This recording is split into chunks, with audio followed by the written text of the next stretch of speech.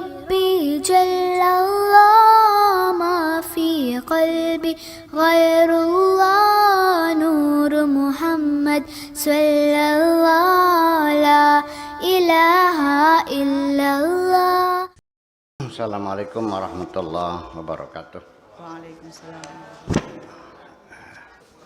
1, 2, 3. Wadzalika. Ya.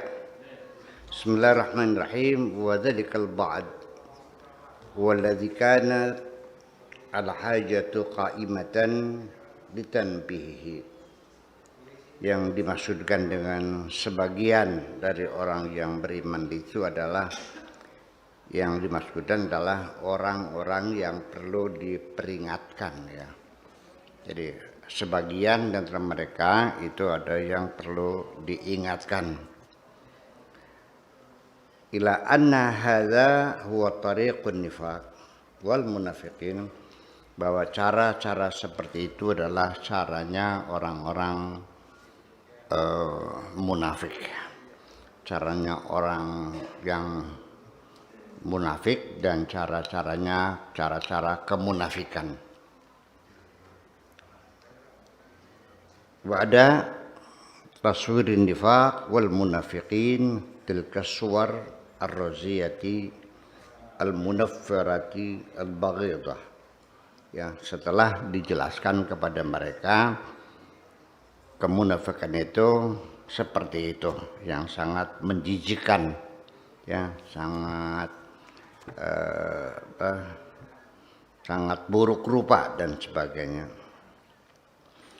Wa tahdhiruhu min ta'arrudi li ghadabillah, dan juga memperingatkan orang-orang beriman supaya berhati-hati jangan sampai mendapat kemurkaan dari Allah Subhanahu wa taala. Supaya jangan dapat kemurkaan dari Allah, supaya aja diumbangi wis kono barang. Lighadabillah wa bachihi wa naqman, sampai dimarahi, sampai dihukum oleh Allah Subhanahu wa taala. Lalu dilanjutkan, aturiduna an taj'alu lillahi 'alaikum sultanan mubina. Apakah engkau menginginkan membuat kejayaan, kekuatan yang jelas bagi Allah alaikum, atas kamu semuanya. Wala yafraqu qalbul mu'min wa yartajifu, ya, hati seorang beriman tidak akan bergeming, tidak akan bergetar, ya, akthar min farqihi wartijafihi min ta'arrudi li batshillah wa ni'matihi. Tidak ada orang iman merasa takut dan gemetar lebih daripada ketakutan terhadap hukuman dan siksaan Allah Subhanahu wa taala. Wa min thamma, lalu lebih jauh lagi, lebih lanjut lagi, ja'a tabir fi suratil istifham.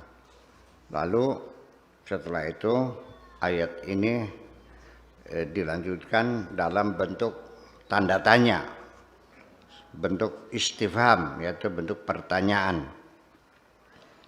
Wa mujarrad talwih bil istifham, dengan cara menggunakan pertanyaan saja, yakfi fi khitabi qulubil mu'minin.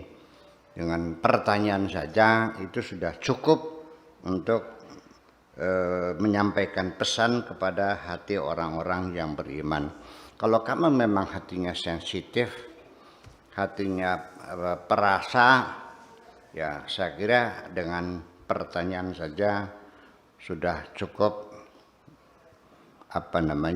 sudah cukup menakutkan, sudah cukup dipahami. Ya, satu pertanyaan saja. Umpamanya, kamu tega tetanggamu kelaparan, kau biarkan saja. Nanya kan? Ngerti nggak maksudnya apa? Apakah kamu tega kau biarkan tetanggamu kelaparan? Itu sudah marah luar biasa. Lebih daripada saya marah-marah, nunjuk-nunjuk sama nampar. Ya, kalau hatimu sangat sensitif sudah paham. Ini Al-Quran banyak sekali menggunakan kata tanya yang maksudnya memberikan teguran kepada kita. Iya.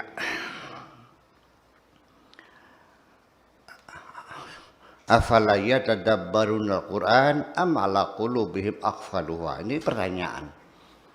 Apakah kamu tidak bertadabur, tidak memikirkan Al-Quran ini, atau memang di otakmu atau memang otakmu sudah terkunci? Pertanyaan kan? Tersinggung nggak itu? Apakah otakmu sudah terkunci? Ya, itulah jadi style ya daripada bahasa Al-Quran itu menggunakan istilah bertanya itu merupakan teguran yang sangat keras sebetulnya. Ya, fabi ayyi ala'i rabbikuma tukadziban, itu bertanya. Nikmat Tuhan mana yang kau lupakan? Itu bertanya. Nah, kalau saya tanya fabi ayyi ala'i rabbikuma tukadziban, nikmat Tuhan mana yang kau lupakan? Kamu jawabnya apa? Jangan dijawab, kalau dijawabnya nggak paham berarti. Seperti lagi, saya urangkan dulu biar paham. Ini ngomongnya kalimat begini kan kalau tidak dijelaskan nggak ngerti juga. Hal yastawil ladzina ya'lamuna wal ladzina la ya'lamun. Sama enggak orang bodoh sama orang pintar? Kamu orang tua ngomong sama anak yang sekolahnya males. Wong goblok karo wong pinter kok pada belenang. Apa jawabnya? Ya sejen, ya beli pandu itu ditampak pun kok. Tanya begitu tuh maksudnya anak itu suruh rajin.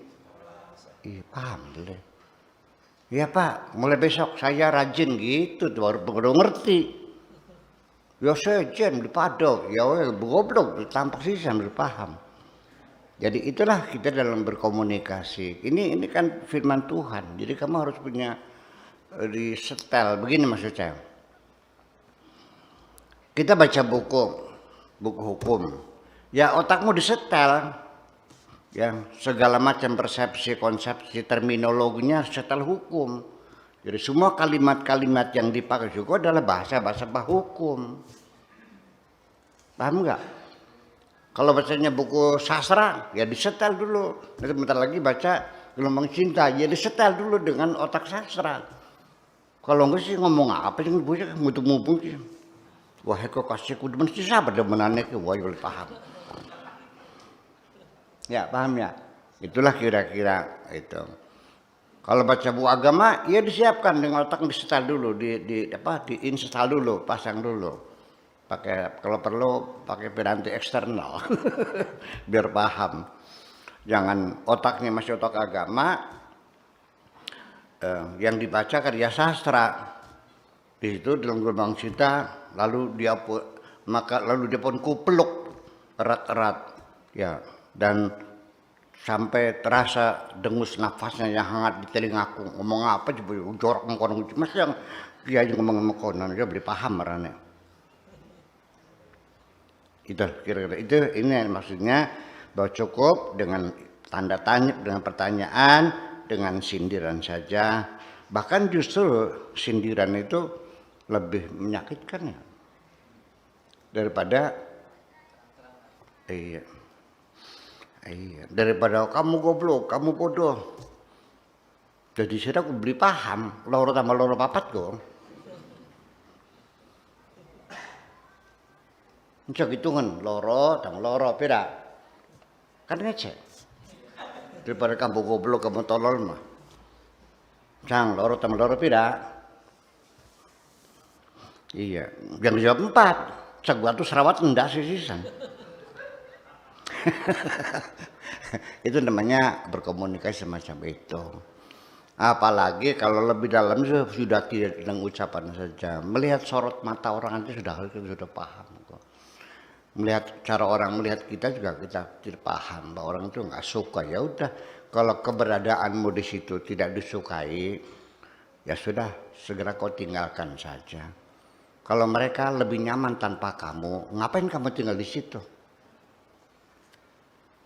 Kalau mereka tidak merasa nyaman keberadaanmu di situ, kenapa kau pertahankan kamu di situ?